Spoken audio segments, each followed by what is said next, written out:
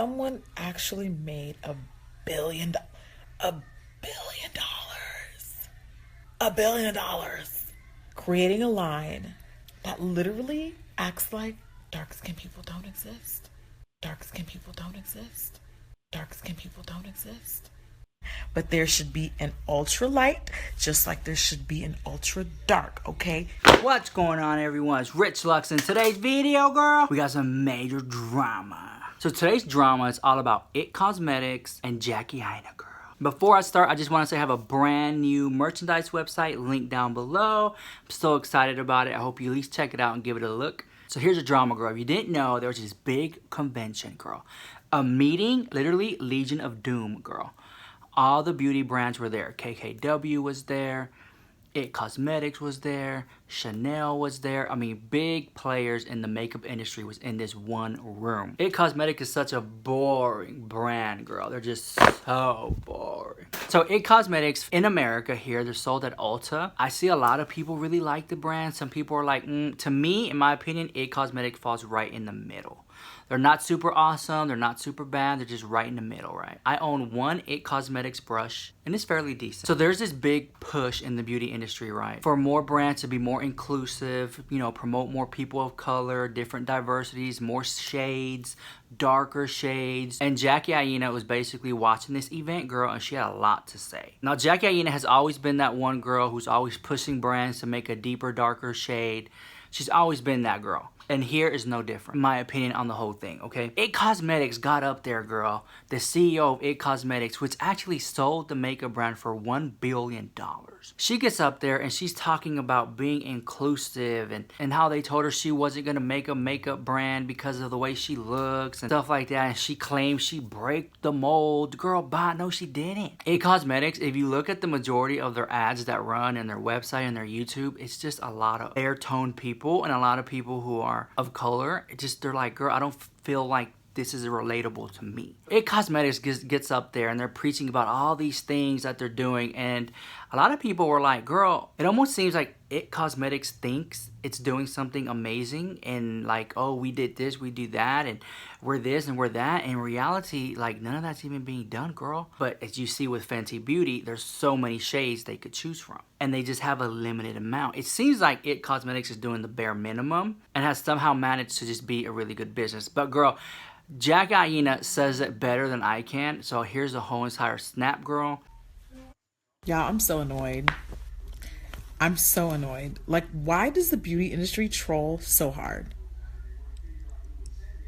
Like, what?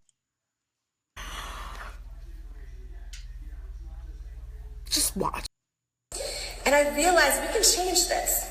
I realized in that moment, when it comes to the images that we see of beauty as women, it was the moment in time that showed me the power of the people is greater than the people in power. It was proof of an aha moment for me. It truly was, because I always wondered, is it that women will only buy cosmetics from supermodels or celebrities that are so airbrushed they don't look real anymore? Or is it that no beauty company has been willing to risk doing it differently? So I decided to grow It Cosmetics and ignore everything being done around me in beauty. We used real women and real before and after shots. Many retailers and beauty experts told us by doing this, we didn't look luxury enough. And even though our products and formulas are superior, some retailers said our images make us look mass. But my gut told me they're wrong. Today, almost all retailers are now using beautiful women are real. We come in all shapes, we come in all sizes, we come in all different hair textures, all skin tones, we come in all ages. And today, It Cosmetics is blessed to be a top performing brand in the retailers that we're in. And I share that because for the longest time, I believe in the beauty industry, we've bought into the notion that you have to show these unattainable images of aspiration in order to sell products. And me standing here right now and the success of It Cosmetics, sitting in this room right now, are the people who single-handedly decide the images billions of women see around the world. In this room right now are the executives from all of the top beauty brands and the next generation of decision makers for those brands. All of the most influential beauty brands in the world are right here in this room. L'Oreal, Estee Lauder, Chanel, Coty, MAC, Clinique, Lancome, YSL, Revlon, CoverGirl, KKW, Kylie, Too Faced, Dior, Huda, NARS, Glossier, and more. In this room right now, you control the images that women see globally. The images put out as what's aspirational.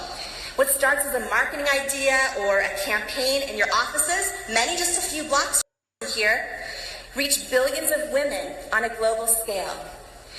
And I want you to think to yourself, and I want you to answer this question honestly. When you look at the images of models and of beauty that your brand uses, have they ever made you feel insecure or less than?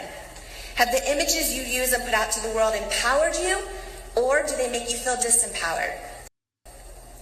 Oprah once asked the question, what will you do with the energy that is you? It's a question that's impacted my life in a great way. And today, in closing, I want to build on that question. Because each one of you in this room has a lot of power. You have a lot of power to make your mark on the beauty industry and in the world. It's easy to get caught up in the day-to-day of our jobs, looking at sales, competing for bigger numbers, getting a high when we achieve them. But today, I want to ask you to take a huge step back and think about what really matters and what difference are you going to make on the lives of women and girls globally. All the power.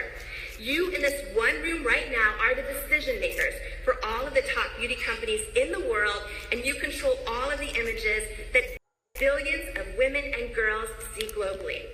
You have all the power to change how these images shape their lives. And today, I leave each one of you with one question. What will you do with the power that is you? Thank you. In case you're wondering what I was just listening to, that was Jamie Lima Kern, or Jamie Kern Lima, the former owner of It Cosmetics. I say former because recently she sold It Cosmetics to L'Oreal, and at that time it was like the biggest acquisition deal ever made, ever. She made $1 billion off of her cosmetic brands. Okay. Let me just explain why her seemingly inspirational speech is actually pretty ironic, contradictory, and actually insulting.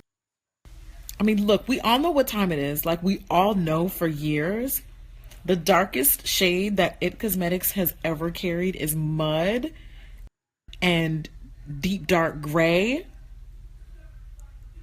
and casket prepared, okay? Okay guys, so I am on itcosmetics.com and this is the foundations that they sell. It says new, but we'll see. So it's $38 and these are the shades, right? So you have fair, light, medium, most popular, medium tan, and then you got tan, and you got rich and deep. Okay, now these colors here are very gradual, but these over here, it just seems to jump from one end of the spectrum to another. I could at least argue that there should have been more shades in between these. However, I don't think that these resemble mud or casket or anything like that. I think that was a bit of an exaggeration. I'm not here to pick sides. I'm just stating out, you know, a little bit of an exaggeration there. But with that being said, I do feel like there is a lack of diversity in It Cosmetics lineup. It just doesn't seem like it's for everybody. But let's check out their YouTube channel. Okay, so Hi, It Girls. Welcome to our It Cosmetics YouTube channel. So we're on It Cosmetics YouTube channel here with only 23 subscribers. Nobody's bothered by this channel. It seems that it's just a lot of fair women. So I'm going to go to videos. Now, just looking at the brand here that is It Cosmetics and them showing you what they offer, it just seems like a very kind of boring brand. It doesn't seem hip and cool. Definitely just doesn't seem like something worth $1 billion. Yeah, confidence in your glow. Let's talk about your travel essentials, yada, yada, yada. I mean, come on. I mean, 1,000, I mean, they hardly get any views here. 1,000 views, 1,000 views. For you to be a major brand that's worth $1 billion and you're bringing in this, it just kind of like, what are you doing? So this woman in her speech had the nerve. I listened to the whole 10-minute speech, okay? She had the nerve to talk about her experiences because she wasn't a traditional sized woman. She wasn't a small woman. She said that she had faced discrimination because she didn't have perfect skin growing up. She basically didn't look like a supermodel. I'm fine with that. She even had the nerve to applaud the industry for recognizing the transgendered community. Again, I have no problems with those things. But how come you conveniently left out people of color from this conversation? I'm so tired of the fake wokeness. Like, I really am. Like, I don't know what Fenty got y'all thinking and doing. Y'all scrambling to try to sound woke and try to sound intellectual, but really you need to just stop. Like, you just sound ridiculous and I can't take you serious. I cannot take this woman serious at all. It's actually insulting. And I listened to her entire speech. I didn't want to judge her unfairly, and I waited and I waited and I waited and I waited. I don't even know what I was expecting. I'm honestly not surprised anymore. Nothing surprises me. Okay, this is not new. It's not the first time. This is just the same crap being done in the beauty community, being swept under the rug. But what's insulting is, like, now you're just insulting our intelligence. You're trying to make yourself seem like you're inclusive and you are giving everybody a seat at the table. No, you're not, ma'am. Not with the stuff that you even like the images on her website. Like, they'll always have like one token black girl. And I know you probably have to color correct those images when you put her photos up there because y'all are playing. Y'all are really playing.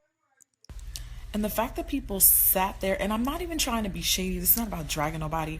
I'm just really trying to understand the fact that all those people in that audience sat there, listened to that entire speech, which is not the first time it's been brought up, first of all, because people of color have been having these conversations for years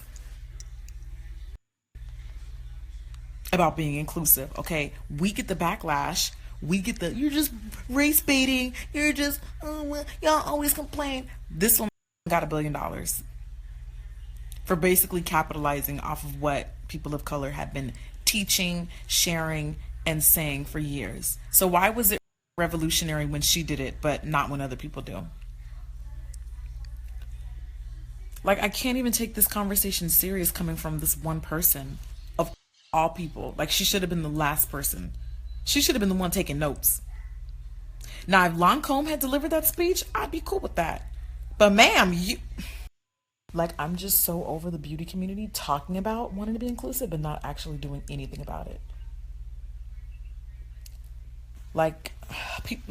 People really do not understand. Like, I put my career on the line every single day by having the conversations that I have and by really being like one of the most vocal and visible Black beauty vloggers. I put my career on the line every single day. Every single day. Even when a lot of times I get criticized for it.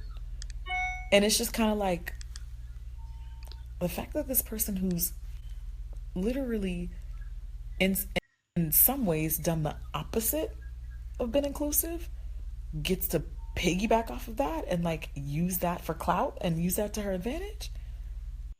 Nah. Don't insult our intelligence. Like, please stop. It's like people care about inclusivity until it comes to servicing those of us that have darker skin, deep dark skin, you know? They're like, yeah, inclusive. What about darker shades? It cosmetics, not that inclusive. There's a word for that. It's called intersectionality. If you care about one, you have to care about them all. Like, you can't pick and choose what. Like, I literally listened to that entire speech and it just felt like, this is what I experienced. This is me. It felt like such a me. And we are all limited to our own personal experiences. I am not blaming her for that. But what I'm saying is I highly doubt you really sat there and wrote that whole speech without really truly looking at it from all different angles. Because you cannot even have that conversation without ignoring one of the biggest problems that the beauty industry has had from the beginning. and that is the diversity in skin tones. Like there's no way. So you either purposely left it out of the conversation because you don't care, or two, you didn't want to look like a hypocrite. Well, if you didn't want to look like a hypocrite, you should just sat there in the audience like everybody else was, okay, and pass the torch to NAR. And look, I am so pro woman. I am so pro started from the bottom. I am so pro self-made, but the fact that this person made $1 billion, excluding out an entire group of people who have been vocalizing, hey, we're here, we'd love to try your stuff, and they have been ignored for years. And this lady is still uber successful based off of doing the exact opposite of what she preaches. Now do y'all see why I be so mad sometimes? Stuff that I see, and this is the stuff that I don't even talk about. Like, I'm just tired of the hypocrisy. I really am. And the double standards. And the fakeness. I'm just honestly like really tired of people of darker skin being left out of the conversations about inclusivity. I really truly am. I'm tired of black women being left out of the conversations. I'm tired of black men. I'm tired of trans women. I'm tired of trans men being left out of the like, it's like y'all are only so inclusive, and then it's like baby steps. But people, I know for a fact, people have been complaining to It Cosmetics about their products for years, and for years they have been saying, we're gonna expand it. Even I've had people that even work for It Cosmetics have told me like, oh yeah, they've been talking about expanding. Now look,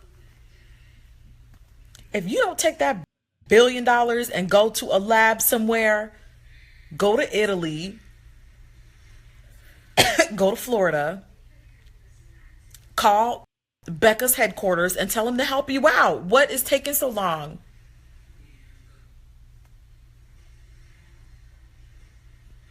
Girl, just think about that for a second, okay? Someone actually made $1 billion. $1 billion.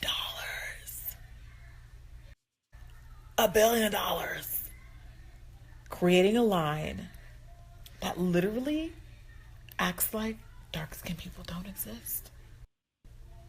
She made $1 billion. Now she's on stage talking about, y'all need to clean it up, guys. And think about what images or what standards of beauty we put out there for the world. Oh. Really? Conveniently left out of that conversation, though. I guess we don't count. I guess we don't really count. We don't count. Got it. These brands are just gonna keep doing the same thing over and over again. They don't care. They don't care. You know what? This is why, like, low-key, high-key, though, like high-key, the Too Faced thing was such a big deal for me, because it was like someone finally took action. You know what? No matter what you think about Too Faced, no matter what you think about Jared, it's not my business. I don't care. But some of the criticisms that I saw were, and not that people aren't allowed to criticize. You absolutely are allowed to have an opinion. But some of the people were like, well, why did they have to hire on, you know, a black girl to fix the foundations for them? They should already figure that out. And I'm like, what? Like, how you gonna complain about a brand giving a black woman a seat at their table? Like, I'm sorry, what is there to critique about that? I don't really think people looked at that from all angles. Like, that's what you would want. You would want people of color in the decision making, you know, meetings and making those decisions. That's a job opportunity. Like, that's what you would want, is to say, here, like, we want to bring somebody straight from that community to help us. I mean, that's the way that I see it. I feel like that's where a lot of brands go wrong, is when they exclude people from those opportunities. That's just the way that I looked at it. But anyway, that's why that opportunity was such a big deal to me, because it really kind of hasn't been done with an influencer. Now look, I'm a solutions-driven person. If you really, really want to be inclusive of the beauty community, here's how you can do that, okay? People as you can, okay? I'm not going to say everyone because I get it. Not every brand can literally make a product for everyone. But there should be an ultra light, just like there should be an ultra dark, okay? 2, you have to make it known that your products exist. So I don't want to just see one shade on your Instagram page. I don't want to just see one shade on your mailers. I'm talking about people, okay? I don't want to see one shade on your ad campaigns, your messaging, your pre-roll ads on YouTube, on Google, wherever. Okay, your marketing should be just as consistent as my Lumi dad. Your marketing should be just as consistent as the products you offer. Would you like it if you went to a restaurant and you were the only vegan and everyone's eating except for you because there's no vegan options, and then you get up and walk away and then the restaurant owner is like, hey, why didn't you eat anything? And they're like, you're like, well, I'm vegan, and then they're like, oh, we have a vegan menu, it's just not on the menu. Like, how am I gonna know that there's something for me to offer if you don't show it to me? I mean, in beauty it's the same thing. So homegirl, first of all, needs to offer something darker than ashtray. Okay, let's have something darker than Cuban cigar, first of all, and then switch it up. Let's start seeing 2 or 3 dark models when you go on QVC or whatever the live TV show. You know what to do, okay? Put just as much effort in your dark demographic as you do your light one, okay? How about that? Until then, there are plenty of people of color who are going to continue having these conversations until people actually acknowledge them and listen to them.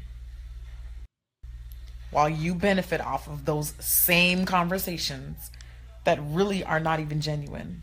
So, over it. It's still just so funny to me how, like, even in the conversation of diversity, diverse people don't even get to be at the forefront of the conversations themselves. It's very interesting to me. It's very interesting. Go ahead, girl. Go off, girl. You told them. Woo! Standing ovation.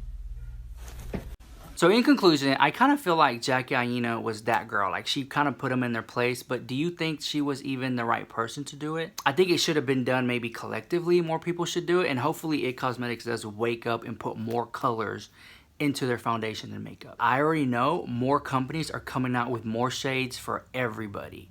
And if It Cosmetics, this is just me, if It Cosmetics wants to stay in the game, girl, wants to be that it girl in the beauty community, then It Cosmetics really needs to step up their game and make a more inclusive brand. Now, like I said earlier, to them, they probably feel they are inclusive. They probably feel like they're a brand for everybody. However, in my opinion, they could do more things to be more of a brand for everybody. And that's all I'm saying. As always, girl, please let me know what you think about this video. You can smash that like button, comment, rate, subscribe. If you like the video, share it. Don't like the video, send it to your haters so when they watch it, they lost 10 minutes of their life. They'll never get back. All right, so next video. Peace.